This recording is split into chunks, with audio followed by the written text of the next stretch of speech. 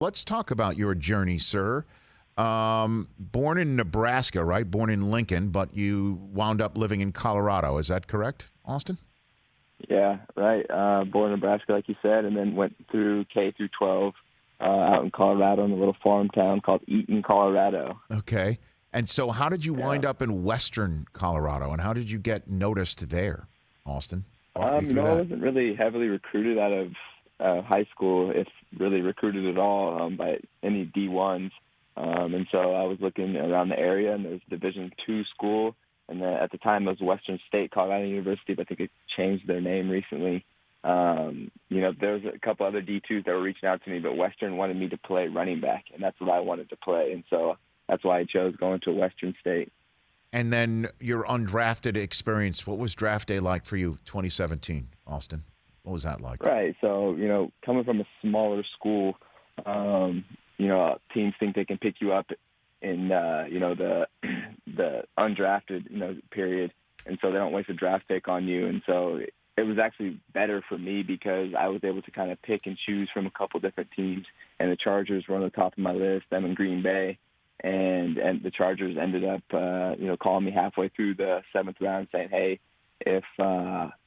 if he doesn't get picked up in these last few picks, then we're willing to take him on as an undrafted free agent. And so from then on, I knew I was probably going to the Chargers. Did you try to make it to the combine? Did you send like DVDs around or anything like that to try and get to the combine? I don't know about DVDs. Might be past that time. But excuse me, Mr. Ekeler, Mr. Twitch, Mr. Gamer. All right. I still get DVDs sent to me at NFL Network from people saying, "Can you help me get this in the hands of somebody for the combine?" These things happen. All right. Okay, I'm not that old, Austin. I got to push back here a little bit here. All right? I feel you. DVDs but, no laughing DVDs at me. But did you try to get to the Did you try to get to the combine? Did you try? I didn't really try just because I didn't really have any traction as far as I didn't go to a Senior Bowl or any of the the higher bowl games.